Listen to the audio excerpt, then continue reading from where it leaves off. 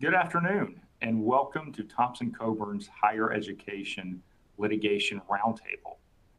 This roundtable is presented quarterly, and it has a dual purpose of first providing updated case information for important decisions that are affecting the higher education sector, and then also providing real-world practical advice that institutions can use to avoid litigation and to bolster their compliance with statutes, regulatory guidance, and case law. As we were preparing for today's webinar, the panel, we all reached the same conclusion that this may well be the most litigious and busiest time in the history of higher education litigation. And with that in mind, we believe that it's probably not quite sufficient for us to update our friends and colleagues and clients in the sector only once a quarter.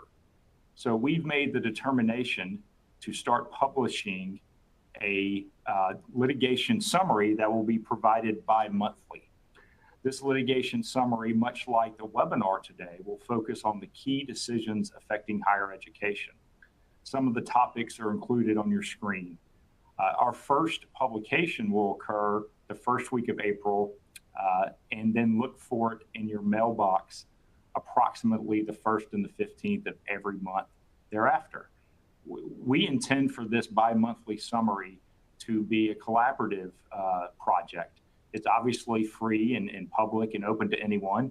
And if you would like to include other members of your institution or other colleagues, just let us know.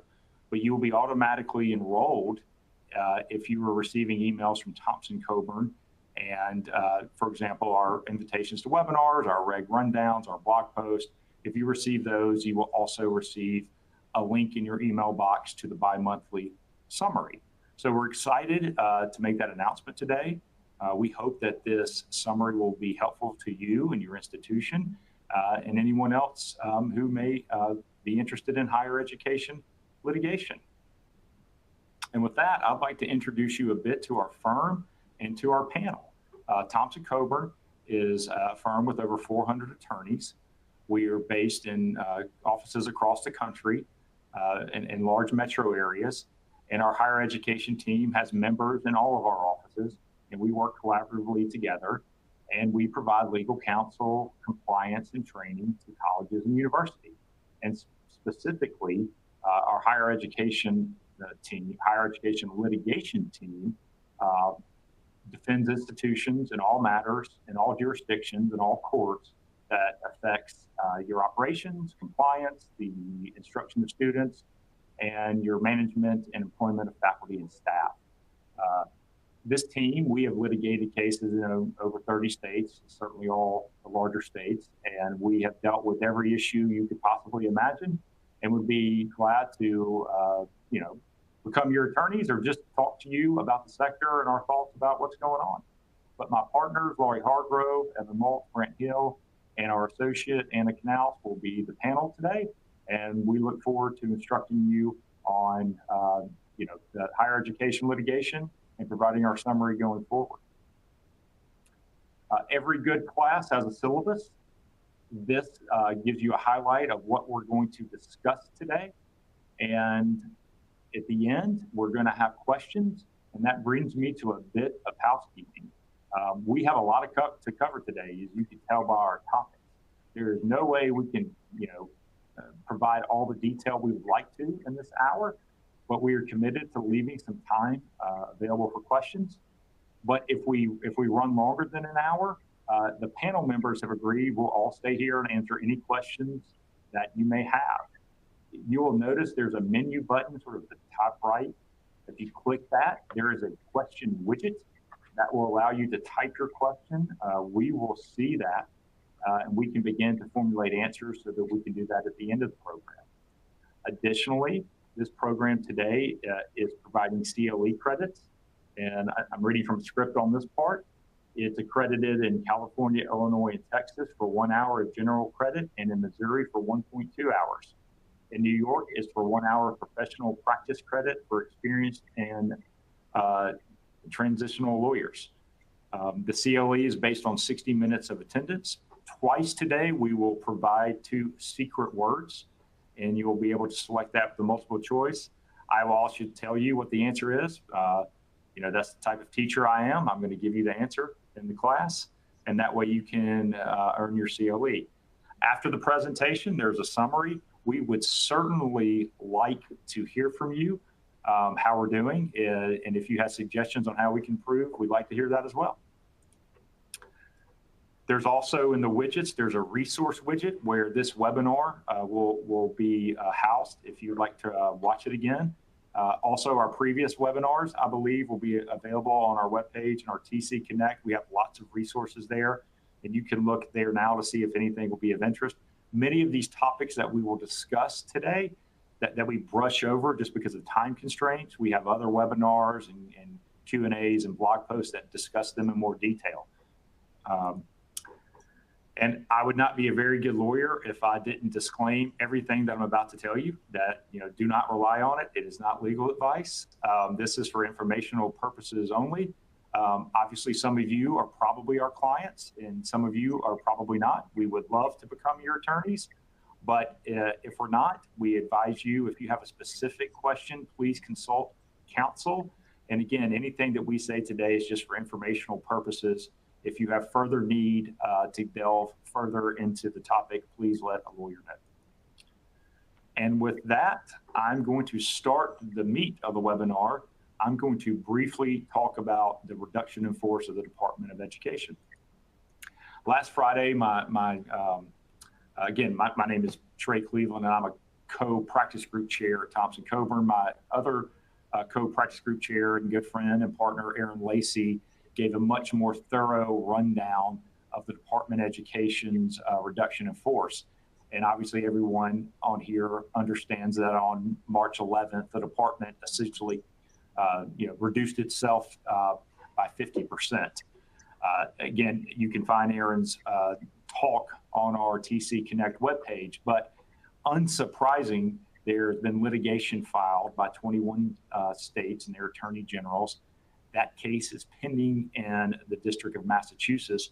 I'm not going to get into the detail of that case and the arguments. We are monitoring it. I'm sure everyone here is used to things changing very fast right now. And in fact, things are changing certainly weekly, if not daily. And yesterday, the department announced that it's already going to bring back 65 probationary workers. It would not surprise us in any way if additional workers were brought back to the department. But we will keep an eye on this lawsuit. It will be certainly included in our summary that will be distributed bi-monthly. Now, some real practical takeaway would be that on March 14th, the department provided an email address, caseteams@ed.gov for schools, and a 1-800 number for schools to inquire with issues.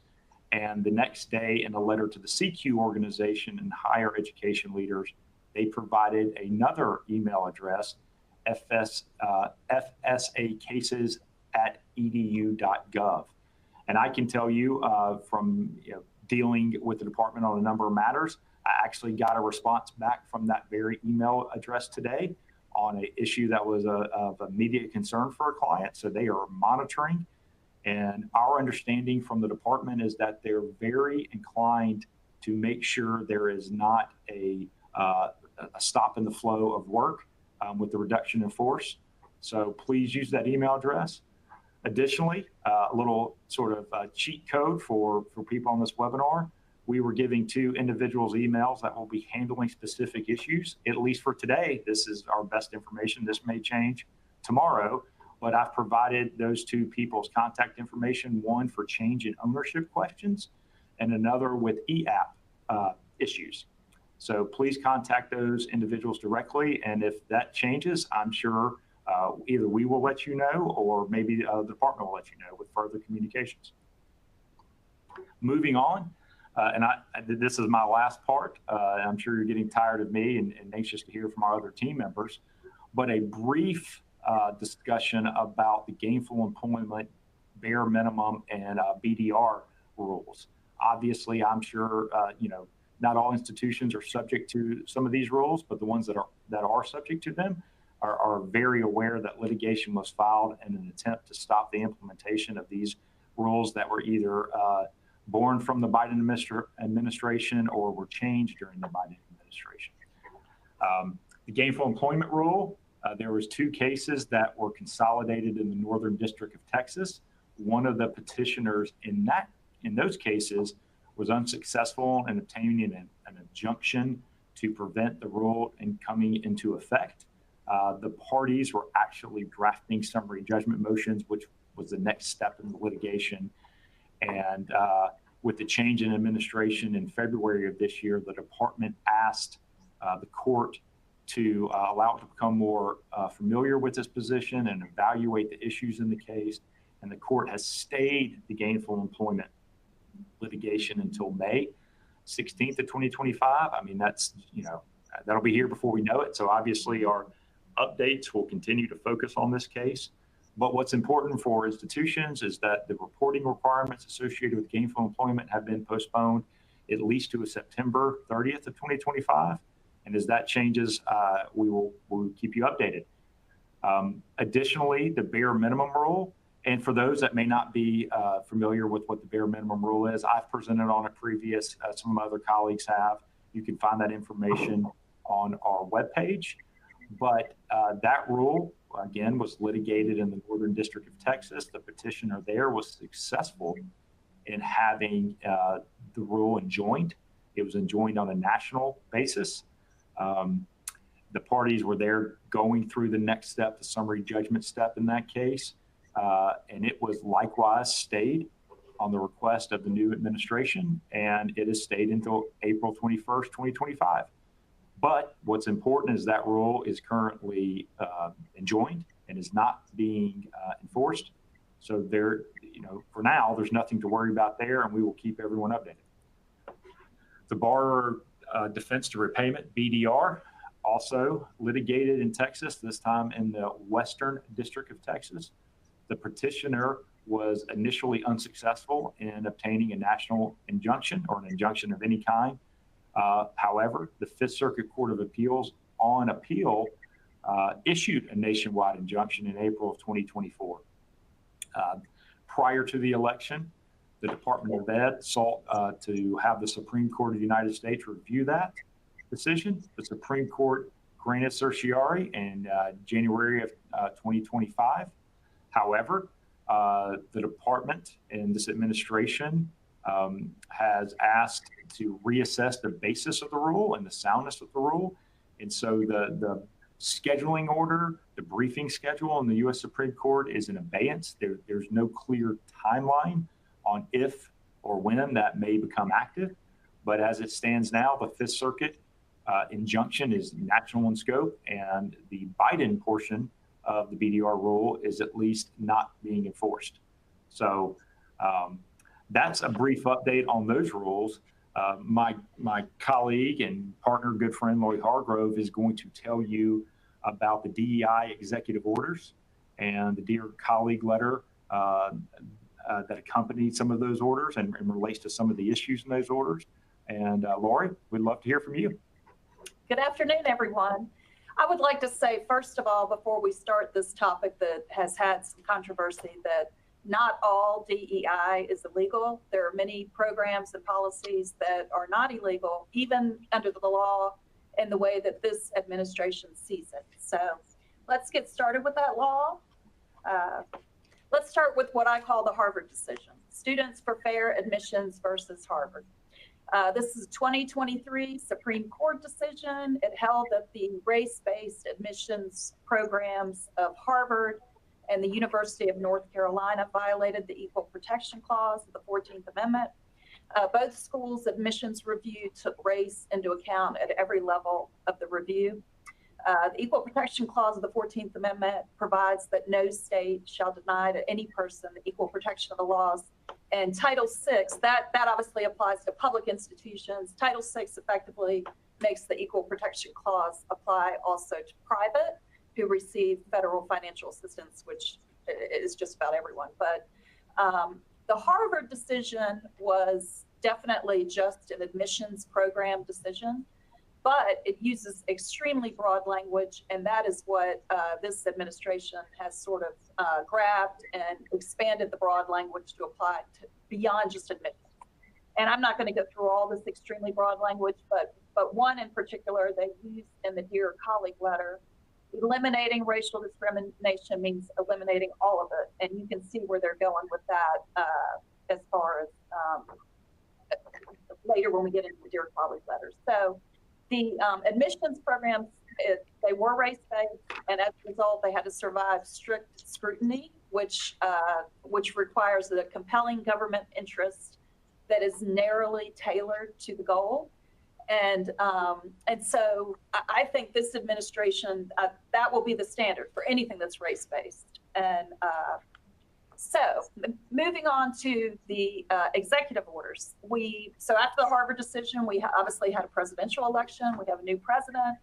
The day he was inaugurated, he signed Executive Order 14151, ending radical and wasteful government DEI programs and preferencing. And then the next day, he signed Executive Order 14173, ending illegal discrimination and restoring merit-based opportunity. And those are the two, what I'm going to call the two DEI executive orders. Neither executive order mentions the Harvard decision. The DEI executive orders later were challenged, and there's three provisions that were the challenge provisions. I call them the big three. One is the termination provision, which orders agencies to terminate equity-related grants and contracts. And the deadline, if you go by the original executive order, is this Monday to do that. The following Monday, March 31st. The second provision is the certification provision, which requires the head of every agency, including the Department of Education, to include in every contract and grant a certification provision that the other contracting party certifies that it does not operate any programs promoting DEI that violate federal anti-discrimination laws. And then the third provision of the big three is the enforcement threat provision, which requires the Attorney General to investigate possible civil rights violations and come up with ways to a plan to enforce them. Of course, the executive orders were challenged in court, challenged in a federal district court in Maryland. The district court in Maryland did enjoin them.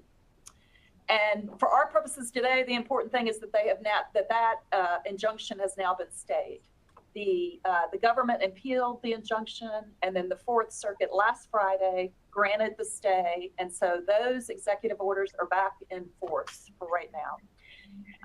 Separately, on a parallel track, it's almost as if the executive orders didn't matter in a way, because the Department of Education sent out a Dear Colleague letter, completely independent of the executive orders, not mentioning them, using the Harvard decision as a basis to threaten the federal financial assistance of institutions that operate DEI programming or consider race in just a large variety of ways. Here's where the Dear Colleague letter is going in a nutshell.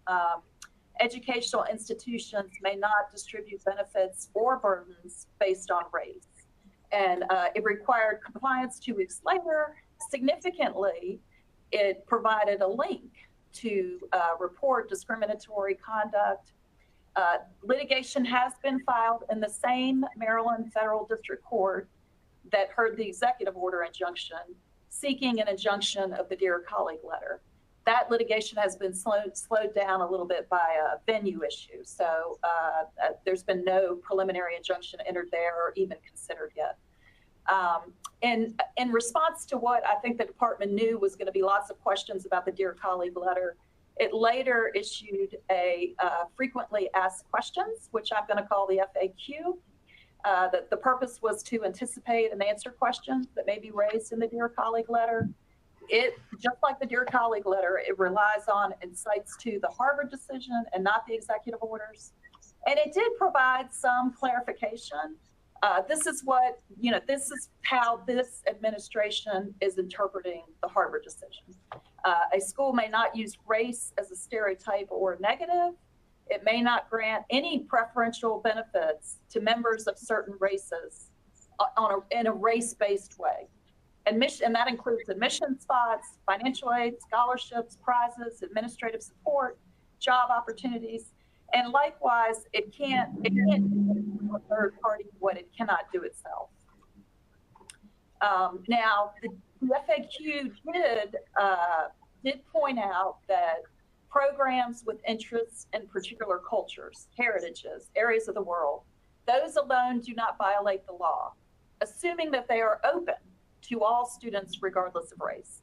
And similarly, educational, cultural, historical observances such as Black History Month, International Holocaust Remembrance Day, those don't violate the law, again, as long as they're open to everybody, and so they don't engage in racial exclusion. And this is sort of interesting that it says it's almost like they say they're not discriminatory as long as they're not discriminatory. And so, but I think those are going to be fine as long as they're open to everyone. There was a lot of worry after the Dear Colleague letter about what the consequences were going to be if federal funding would just be pulled right away. The FAQ sets out a resolution procedure. If the Office of Civil Rights determines that an institution is not complying, it will first attempt to negotiate a voluntary resolution agreement. If it's not able to do that, the Office of Civil Rights will inform the school of consequences, and then it will initiate enforcement either through administrative proceeding or through the Department of Justice for judicial proceedings. So here we are, the current state of the law. The executive orders are back in force. The Dear Colleague letter does not have the force of law.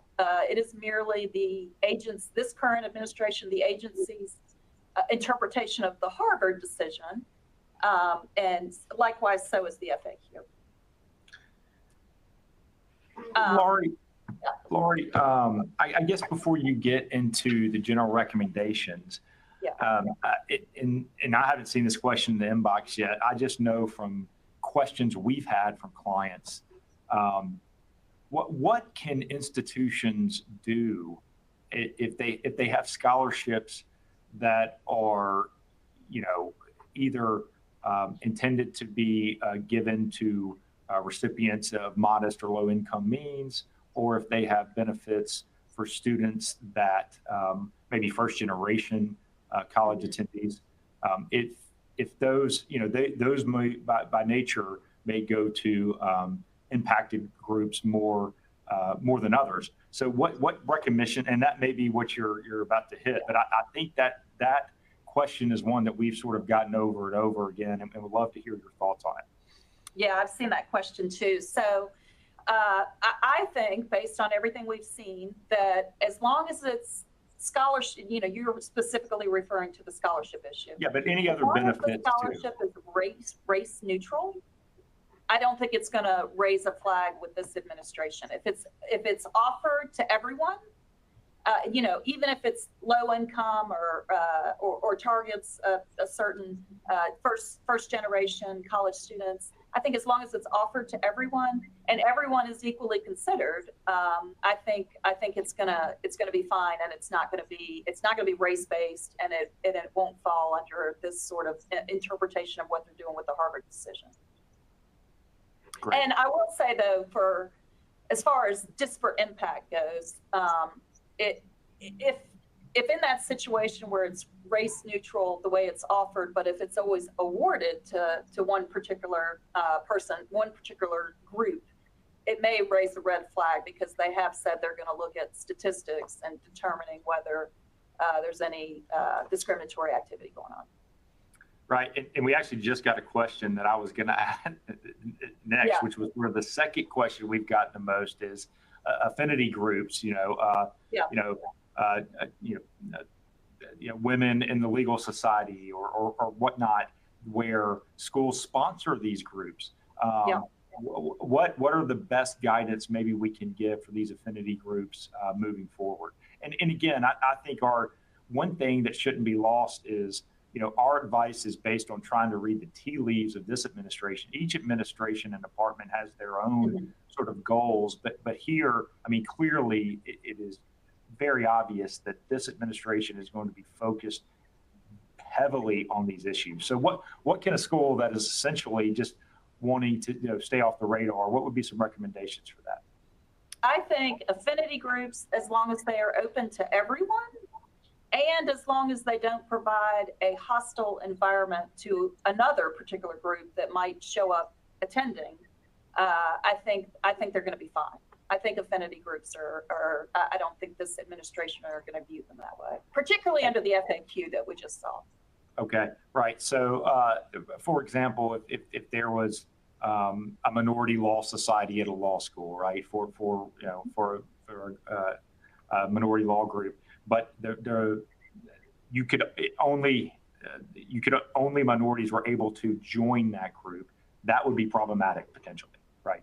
I think that's potentially problematic. I think for any of these affinity groups, if they have a website, it's fine for the website to describe that they are focused on the culture, the experiences, the et cetera of one particular group. But I think it's important as part of that, if that's on the homepage, to say that we are open to anyone attending. Right. And again, I said we were going to wait to the end to answer questions, but it's along this same line. So I think I see a question about first generation college students are not necessarily a protected class. So can institutions continue to do their work with first generation college students? I mean, I think from what we've seen from this administration, there is certainly no prohibition on that. That's probably very much welcomed, but it needs to be done in a race neutral manner. Yes, I agree with that. Okay. Okay, Lorrie, I know you've got some general recommendations, sure. And yeah. Thank you for the that. The general recommendations are strictly from the perspective of if you're an institution who simply wants to comply with the law as this administration sees it. I know that many of you out there have DEI programs that you're very, very committed to. And so there may be some nuances here and there, but these are just general recommendations. Consider, obviously, in light of the Harvard decision, consider race-neutral admissions policies and practices. Stay away from quotas under any possible law out there. Consider awarding scholarships. We just talked about this, and other benefits to students on a race-neutral basis, making them open to everyone. And there's one other point I wanted to bring up on the scholarship issue is that a lot of schools have scholarships on their websites that are not their scholarships. They provide it as a source of financial aid for students. And it's an important source. Students need to be able to see outside donor scholarships, but keep in mind that if those outside donor scholarships are race-based, that could, because you're advertising them on your website, you could be responsible for those. So one way to handle race-neutral benefits is to simply not ask someone's race, color, or national origin on the benefit applications.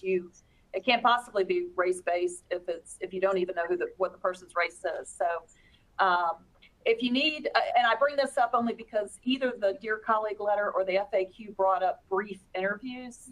If you need an in-person interview for a benefit, do so with a substantive script that's used each time with everyone. Review student and employee policies for compliance with the law. Consider whether such policies provide a benefit or preference to one protected group but not another. And then review trainings on campus for compliance with the law. And then this last one, again, this is just said carefully. Consider whether any campus has a DEI office or officers, and if so, whether adjustments may need to be made in their title and role. And then I think the last thing I was just going to bring up is the Dear Colleague letter threatened investigations and enforcement. And of course, I think we all know that last week over 50 universities, the department announced that over 50 universities were being investigated. And I believe several of those were involved allegations of race-based scholarships. So, all right, Trey. Well, thank you, Lorrie. I appreciate it. And I noticed we are getting more questions. I'm going to move to the next topic. But before we do that, we've got our first secret word of the day. And I'm going to give you the answer. It's the umbrella.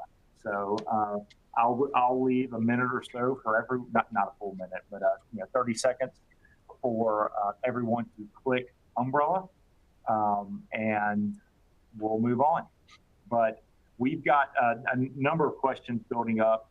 I see one on iPads, and I think our colleague Brandt Hill may have the best information on that, but we will get to all these. If not during the presentation, we will certainly get to them at the end. And if we run short on time, we will stay on and answer the questions, but understand that not everybody may be able to do that. If we do not get to your question, or you must drop before then, you may certainly email me or anyone else on the panel, and we will get your question answered. So I'm going to give this another 5 seconds, and then we're going to move on, and I'll introduce you to my colleague, Evan Moltz. Evan, I believe you're going to talk about the federal freeze executive orders. Yes, I'm going to talk about a couple cases that were filed challenging the federal funding freeze. One of those cases is pending in Washington, D.C., and the other is in Rhode Island. Both cases at least started as challenges to the Office of Management and Budget's January 27th memo to all federal executive branch agencies. That memo directed the agencies to temporarily pause all funding obligations, essentially. Most people who have looked at this have said that the memo institutes a categorical freeze on all federal funds. The federal government takes a little bit of a different viewpoint, both in court and outwardly to the public at large. Its views are expressed in writing in its guidance document that was issued a day after the memo came out.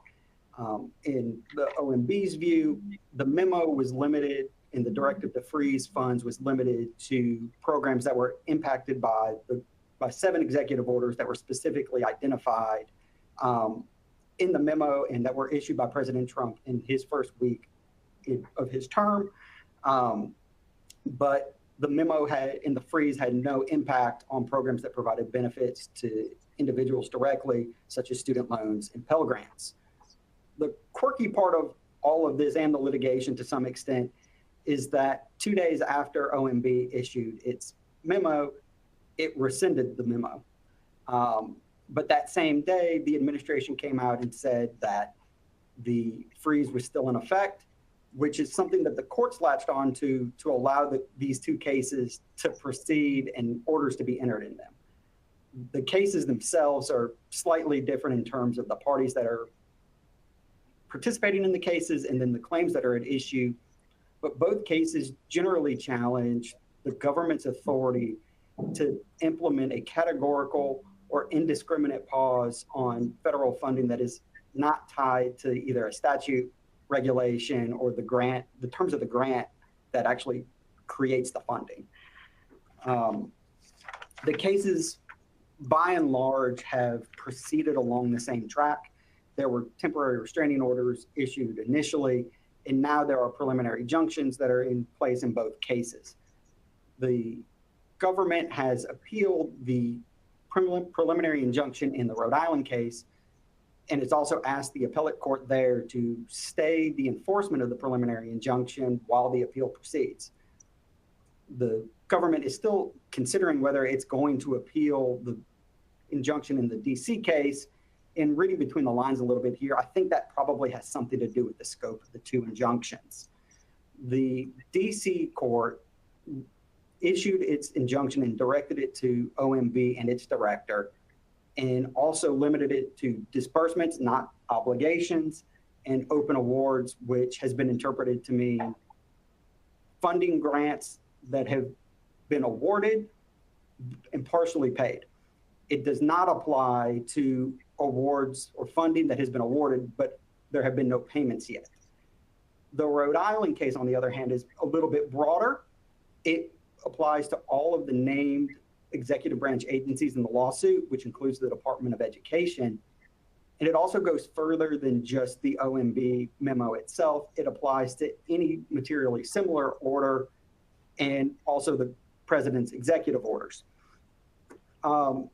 Because this potentially has a greater impact on the administration's policy viewpoints and what it is trying to accomplish from a policy perspective, it could be one of the reasons why the administration is more interested in trying to get the Rhode Island injunction stayed and also pursuing the appeal. But for the time being, both injunctions are still in place and are still enforceable. In practice, that should mean that the world would return to the way it looked before the freeze. But I think there's still a lot of confusion out there on what is being funded and what's not. And there's also some anxiety associated with these funding streams and will they be able to be accessed. I think that both the confusion and the anxiety is warranted given what we've seen happen since the injunctions were issued. If history is going to tell us anything, I think you could expect to see some delays in accessing federal funds. Both courts in DC and in Rhode Island noted that this has been happening. The government seems to agree with all of that and has said in some of its court filings that it is much harder to turn the funding back on than it was to turn it off, just like the court noted in DC. More to the substance of what it really means and how the freeze is being implemented today. In both cases, we've seen the administration narrowly read or try to narrowly read the injunction to allow more of the freezing to take place. It has been the subject of dispute in both cases. There's been motion practice from both sides. The DC court sided with the government largely on a procedural issue, but has said that the government was interpreting that preliminary injunction appropriately. The Rhode Island court, addressing the TRO, not the preliminary injunction, ruled with the plaintiff states in the District of Columbia and said that the federal government was still improperly freezing some of the funds. I think you can also see a third thing that's it's probably pretty likely because these injunctions were targeted at categorical or indiscriminate freezing or pausing of funds, not specific challenges to any delay or pause on a specific grant. You could see more from the administration trying to stop grants on a specific basis or delay them based on a specific statute or regulation. We are seeing that already in the last week. USDA temporarily froze some funding to a university system, and that has since been turned back on. And then just this morning, it was reported that another university had a significant portion of its funding paused because of its policies on allowing transgender athletes to participate in women's sports. While that or those are just two examples, I think the bigger point here is that this is a very fluid situation. And what we're seeing is more of a case-by-case, grant-by-grant, funding stream by funding stream consideration by the government. And I think that's likely to continue. And that's not to say that schools and institutions shouldn't try to continue accessing federal funding as they usually would. But I think the point is that there could be some difficulties there. And you can look to things that might give you some insight that certain types of funding could be more at risk than others, but those things and those priorities and targets could always change. And it's always possible that schools or funding streams could be challenged on an individual basis. So those are just things to keep in mind as you are going through trying to access federal funds and trying to navigate the federal freeze or where it stands currently. But with that, I'm going to turn it over to Anna so she can talk to you about Title IX and also the False Claims Act. Hi, everyone. As Evan said, I'm going to address Title IX and the False Claims Act, but I'll start with Title IX, a concept I'm sure everyone here is familiar with, but Just to summarize in one sentence, Title IX is the 1972 law that prohibits sex-based discrimination by educational institutions who receive federal funding. Over the past 20 years, different administrations have treated Title IX differently, but in 2024, the Biden administration's Title IX rule specifically added a definition to specify the scope of what discrimination on the basis of sex means. The 2024 rule provided that discrimination on the basis of sex includes discrimination on the basis of sex stereotypes, sex characteristics, pregnancy or related conditions, sexual orientation, and gender identity. That rule went into effect on August 1st of 2024. Almost immediately, it was challenged by 26 states and numerous private parties, which resulted in a patchwork of rulings, with some courts enjoining the rule and others not. But in January of 2025, the Eastern District of Kentucky vacated the 2024 Title IX rule. And it was not a preliminary injunction, it was a permanent injunction. And the order was specific that it was on a nationwide basis. So while there are pending lawsuits in certain circuit courts after this ruling, several of them have been dismissed by the Department of Education. Almost immediately after the January ruling, President Trump was inaugurated, and he issued Executive Order 14168, which made it clear that the administration was going to define sex as the biological sex assigned at birth, and that means male or female. After that executive order, in February of 2025, the department issued a Dear Colleague letter stating that they're going to use the 2020 Title IX rule, which does not have a definition of on the basis of sex, but coupled with the executive order and the Dear Colleague letter, it looks clear that the department's going to focus its discrimination investigations on the basis of biological sex only. So that's kind of the current state of Title IX, but basically the 2024 rule is out. 2020 rule is in.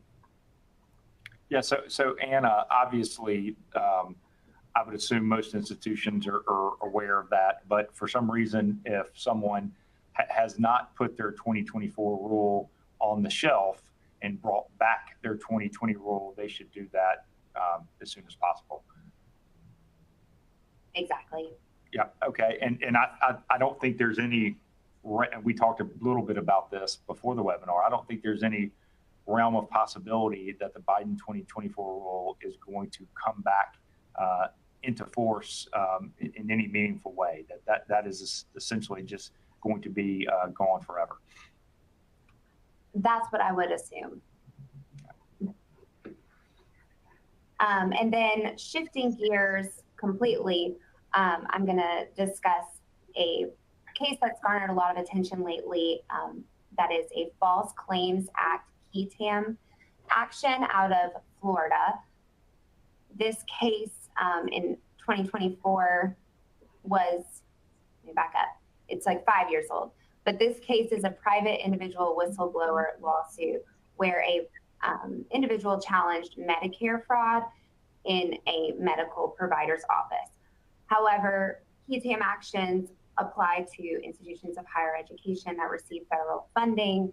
I'm sure everybody on the call knows that by signing a PPA, you are also subject to these provisions. So a private whistleblower could bring an action against an institution of higher education if they believe that the institution has fraudulently claimed something to the government.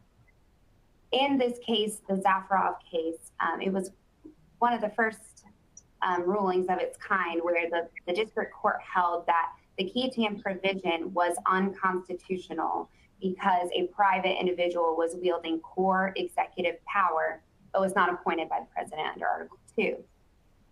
So after the trial court's ruling saying that this provision is unconstitutional, it was immediately appealed to the 11th Circuit by the government. Obviously, the government has an interest in having key TAM actions move forward because it brings in a lot of revenue for them, and they're kind of installing boots on the ground investigators that way. On the other hand, the medical group or anybody that is on the other side is in agreement that this is an unconstitutional wielding of power by someone who is not the government. The reason that they argue that is because it's binding to the government.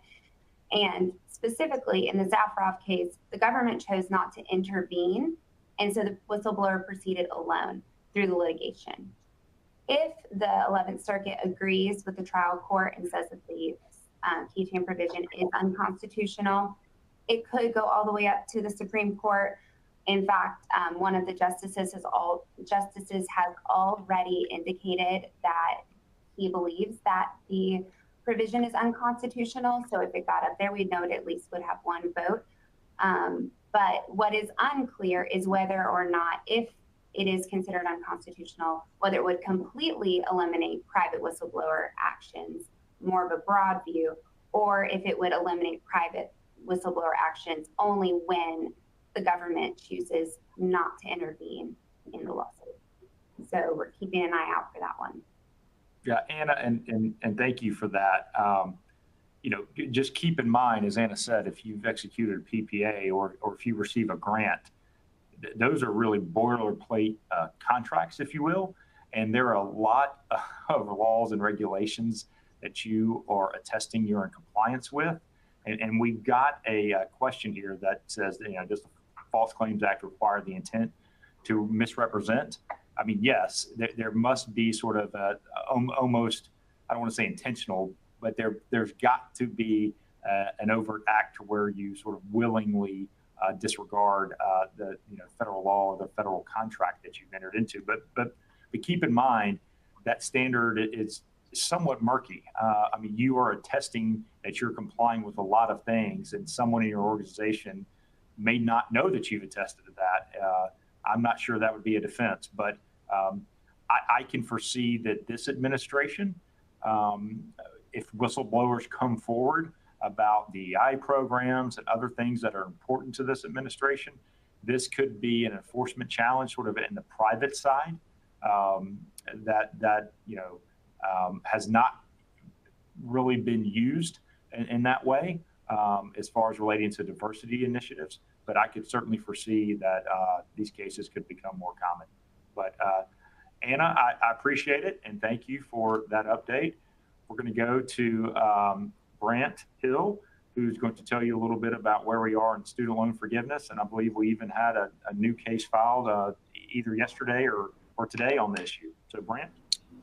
Yeah, thank you, Trey. And hello, everyone. My name is Brandt again, and I am going to give you all a quick update on student loan forgiveness litigation.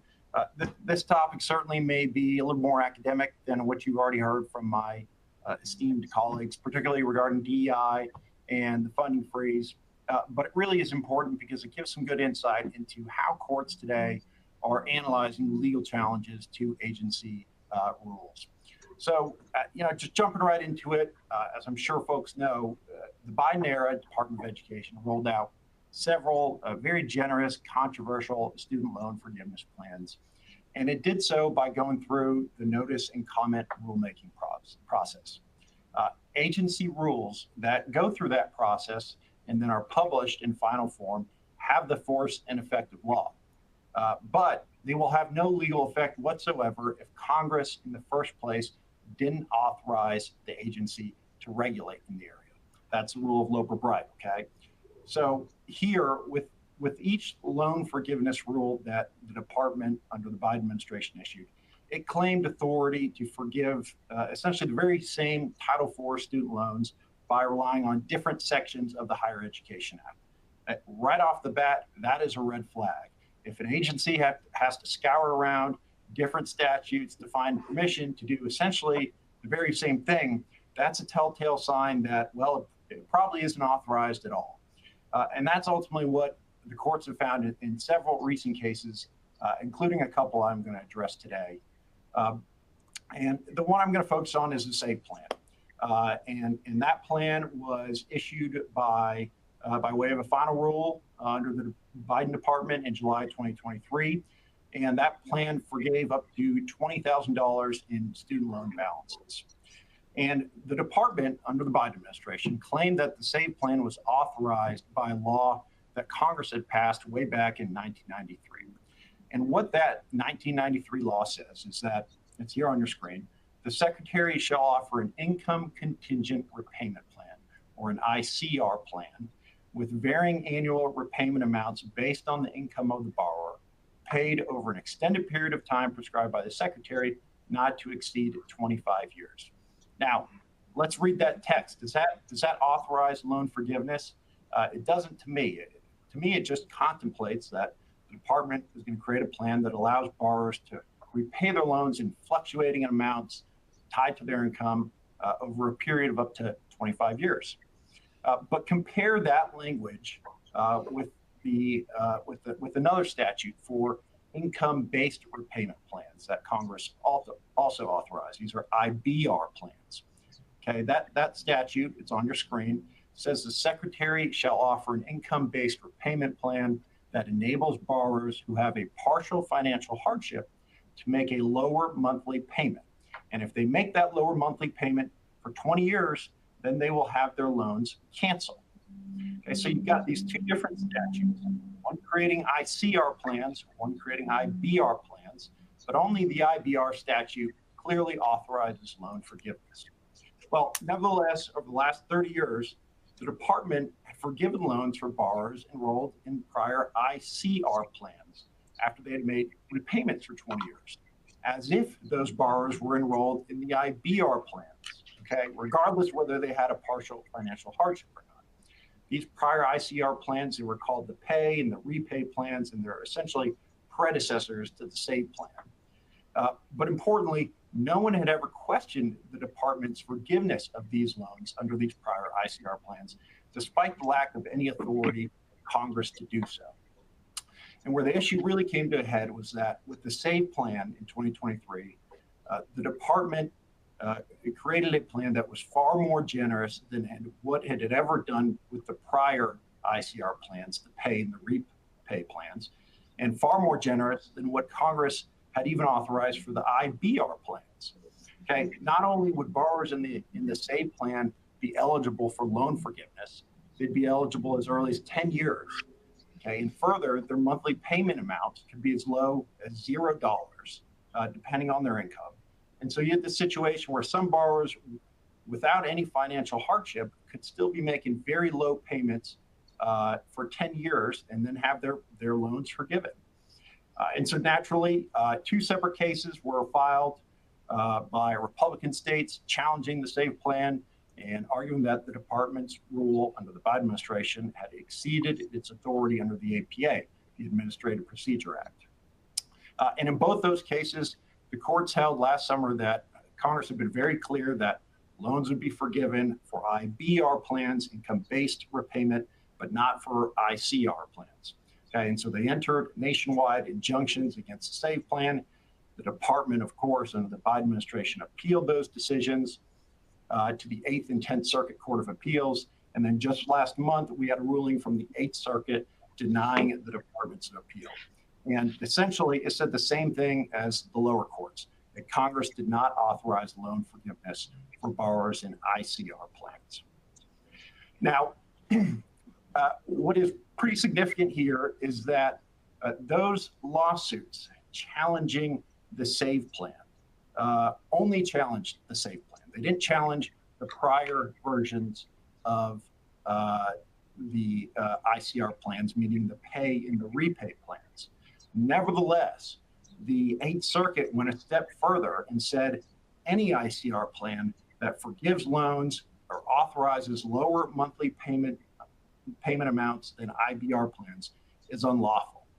Okay, and so that's very significant because there are thousands of borrowers who are enrolled today in these prior ICR plans, like the pay and the repay plans, and they all had expected to have their loans forgiven after 20 years. But now, as a result of this ruling, their path to forgiveness appears to be totally shut. And in fact, the Department of Education's website currently states that forgiveness as a feature of any IDR plan, including ICR plans, created by ED is currently paused. This includes the SAVE, formerly the repay, pay, and ICR plans. And so, in essence, by rolling out the SAVE plan under the ICR statute, that clearly doesn't authorize loan forgiveness, the Biden department also unintentionally put into question the legality of these prior ICR plans, and then it lost on both those issues. And so in trying to provide benefits to loan borrowers, the department under the Biden administration actually sort of in a way took those benefits away from them. Now, this litigation technically isn't over. The Eighth Circuit upheld a preliminary injunction. That isn't a final decision that resolves the case. It just means the SAVE plan is enjoined for now. Technically, the parties are supposed to go back to the district court, file motions for summary judgment. That being said, there's no reason to believe that the department under this new administration is going to defend the SAVE plan. It's very likely that the SAVE plan is going to go the way of the bare minimum rule, maybe the gainful employment rule that you heard about earlier, and ultimately is not going to be defended in these litigations. And in fact, there have been unverified reports out of the department that, quote, SAVE is not coming back in any way, shape, or form.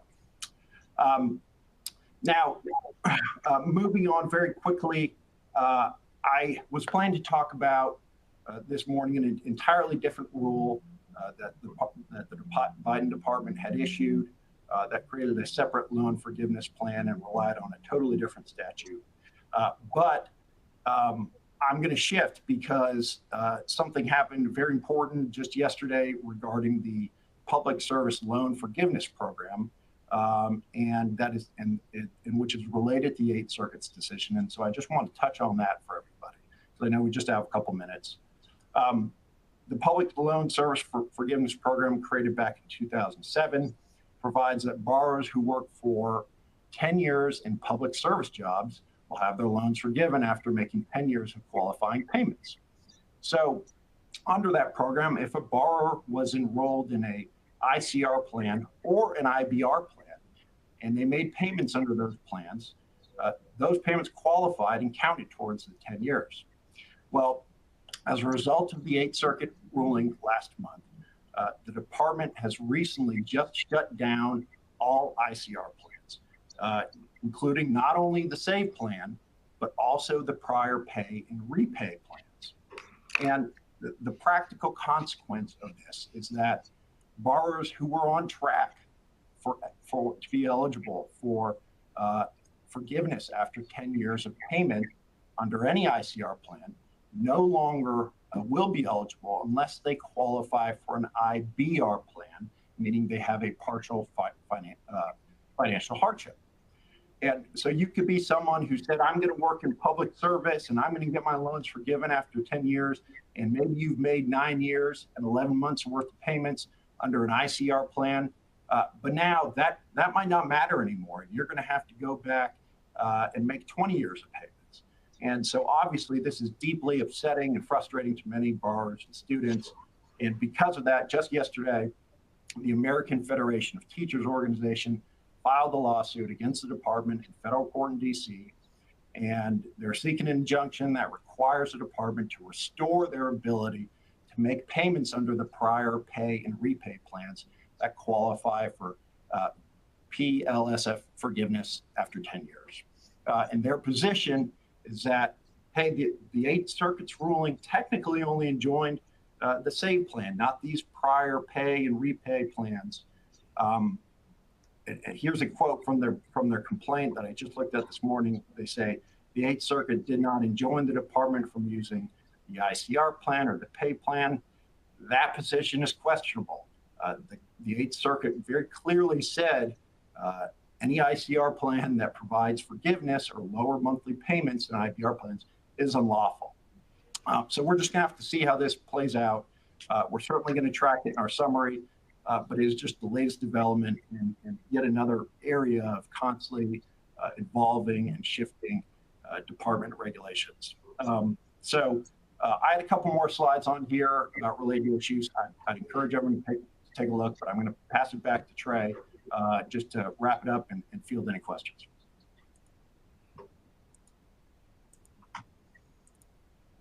All right, we're going to get to the second word. Sorry, we are right up to time. And the second word is Diamond C. So please submit that. I apologize again, we're right at the top of the hour.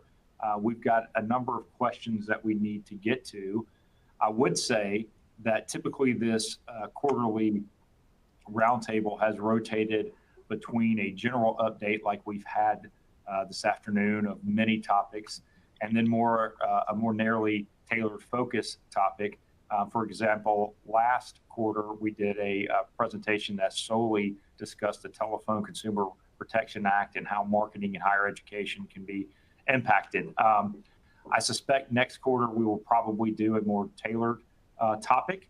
Any input on that would be appreciated. Again, please look in your inbox the first week of April for our new written update that will have all the cases we just mentioned. And again, all the new ones that will probably happen between now and the first week in April for an update. And please let us know if you'd like to add anyone or if you have any specific questions. And I understand that most people may have to drop. This is recording, so even if you asked a question, we will answer it to the best of our ability. And if you want to pick up where you left off and see the answer, feel free. Or if you have other questions and you need to depart, you can email me or any other member of the panel. We'll be glad to answer them. So I'm just going to start at the bottom. I think we have a question on what the reductions at NCES and how that would deal with iPads. And I think, I mean, obviously you are still required to report those statistics. And I think even though there is, I think the last I read, and I'd have to research this more, is there were just a handful of people left at that staff. But I still think that reporting to iPads will be required. It certainly is now. If that changes, we'll let you know. So I would continue to do the reporting as required under federal law. But I definitely think there will be a significant, at least under this administration, significant, maybe I don't want to say an importance on those statistics, but certainly there's not much staff left to deal with the reporting, but certainly still reported as it's required under federal law. Lorrie, the next question that I see talks about scholarships that benefit students that are part of the LGBTQ community and they're not race-based. I don't know if you have a thought on that, but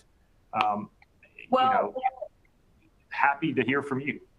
My initial reaction is just that the Harvard decision only dealt with the Equal Protection Clause and Title VI, which only concern race, color, and national origin. The Harvard decision seems to be the hyper focus right now of this administration. So that's just my initial thought in response to that. Whether or not that becomes, more of a issue later down the road, I don't know. But that's where I'm right now. Sure, none of us have a crystal ball. But I mean, certainly it wouldn't take much to envision that this administration may extend their scrutiny to other groups, even past race or gender. So, that's sort of to be determined, but that's a great point that technically, as the Harvard decision is written, it may not apply to that community. So, right. The next question we have is on the pull and match strategy, and if that will protect scholarships that have a preference for students in a protected class beyond gender. I'm familiar with the pull and match under Title IX, that if that is a benefit that is in a will or other legal instrument, I think those gifts are still certainly valid if there's some conditions on them, if you use the pull and match strategy. I'm not exactly, I would have to get back to who issued the question about outside of the gender and potentially race, I think are probably acceptable. Title IX deals with the gender question. We would just have to look at that.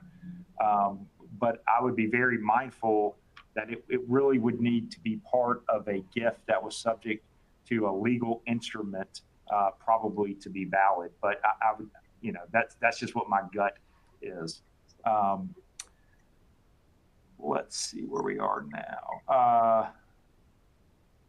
What about asking race and similar demos for enrollment to comply with APHED's data collection? I mean, that's still the federal law. You've got to, that's just getting what your enrollment base looks like and reporting that. I still think that's certainly what the law is, and institutions should comply with that. Next question that I see, do institutions need to analyze whether white men receive the benefit or scholarship more than non-white women? Do we need to analyze in both directions? It's a very interesting question. What I would say is if there's any benefit that a single demographic is receiving, that could be problematic. So potentially, if there was some benefit that only white men were receiving and it was open to all, I think that could be problematic. But again, I don't think you necessarily need to be looking at quotas, but trying to maybe use a common sense approach there. I don't know, Lorrie, what would your thoughts be with that? Yeah, I mean, I think it goes to the point that I said earlier about the administration has said they're going to look at statistics to just see if there's some sort of underlying race consideration that's not out there openly. And just if a scholarship or some other benefit is only going to one group, then that just looks suspect. And so it seems like the consideration should go both ways. Yeah. All right, next question. What can universities do to actively fight this individually or collectively, especially interested in schools that don't receive federal funding since they have less possible repercussions? And based on the time of when this question came in, I think this was in the DEI section. I'm going to make that assumption. I think a lot of schools are interested, and there's a lot of different trade organizations that have standing, and they have brought lawsuits. I mean, we've seen that. I think every DEI executive order and Dear Colleague letter, either by state attorney generals, there has been litigation filed. So I think schools certainly have the right. It's part of our system to challenge laws and orders and let courts make those determinations. Obviously, if a school does not receive federal funding, you still have constitutional considerations regarding discrimination and equal protection and other laws that apply to you, but many of the Department of Education's regulations would not. So that would just be a different avenue there to consider if you don't receive Title IV funding. And we have heard from some clients who, are theoretically thinking about maybe dropping out Title IV funding for some of these very reasons, to have more control over their institutions and less government intervention. All right, next question. Is the VA going to remove their ban on distance ed? Will there continue to be regs disavowing VA benefits to program hours longer than the state requirements? Okay, on the second question, I don't know the answer to that. That would probably be a better question for our regulatory lawyers. I'm not necessarily aware of the ratio between state requirements of hours of instruction or credit hours and what the VA will pay for. I do know generally that the VA does pay for online distance, but it has a reduced benefit for cost of living for that. But I'm not aware of any new rules or regulations coming out of the VA to change. But certainly I could talk to some of our regulatory lawyers and try to get an answer back on that issue. If anyone else has a better answer than that, I'm glad to hear it. Our last question, I think, has to do with, loan forgiveness. Brandt, do you see that question? See that question, and I certainly appreciate the comments that were made. the question is, for loan forgiveness, would borrowers be able to raise a promissory estoppel argument, particularly if they went to school with plans to work in public sector and were told PSLF would be an option? 10 years of work plus the education paid for, all with the understanding that forgiveness would be available just to have the rug pulled out, seems like a pretty big harm. No doubt, I mean, I agree. Certainly there was a huge reliance interest on the part of borrowers, and that's essentially the argument that has been made in this new complaint that was filed by the American Federation of Teachers yesterday. And that's also, that reliance interest is also why the department under the Biden administration fast-tracked so many PSLF applications in the final months and forgave so many loans. It's generally agreed upon that once loans are forgiven, the government can't claw them back. I think the Trump administration might have kind of cast doubt on that notion recently, but I don't think there's been any real effort to ever claw back loans that have been forgiven. The problem here is that if the underlying repayment plan that counts towards the 10 years was never authorized by statute in the first place, if you're a borrower making payments under those invalid repayment plans, you're sort of out of luck, and that's really the issue that was decided by the Eighth Circuit to some extent, but really is now going to be decided in this new case that was filed in the federal district court in D.C. I would say a promissory estoppel theory is probably not the vehicle by which this issue is going to be adjudicated. It's really going to be addressed under the APA and the Loper-Bright standard and the arbitrary and capricious standard. And another important document for borrowers is the master promissory note that they enter with the Department of Education when they take out those loans, and the terms specifically regarding the public student loan forgiveness program. So that was kind of a mouthful, but hopefully that was helpful. I'd be happy to answer any specific questions beyond that. If the person who asked the question wants to contact me or anybody else. So. Okay, we got one more question. Are veteran scholarships still legal? I certainly believe so. And I think they would be encouraged by certainly this administration and the Veterans Association. Again, I just as long as they are, sort of race neutral, which I certainly think a veteran scholarship is, I don't see any problem. Lorrie, any comment on that? No, well said. I agree. Okay. Well, that appears to be our last question for those who stuck around for the extra time, and we'll call it extra credit, right? We actually have something called TC Extra Credit, and this is a resource on our webpage that this is our team.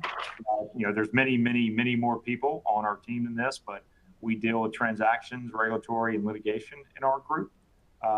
We have a lot of compliance and extra credit materials available on our webpage, and we have many blogs and we have been getting those out as fast as we can. Things are happening very quickly. But again, if anyone has any questions or wants to watch some of our old webinars, please refer to our webpage. And also you can email any member of our team, and we'll be happy to assist you. And with that, we appreciate it. And we certainly hope you make plans to join us for our next litigation roundtable, which will take place in the second quarter of 2025. And be on the lookout for our soon to be released litigation summary that should hit your inbox the first week of April, and then every 1st and 15th after that. With that, thank you very much. We hope everyone has a good day.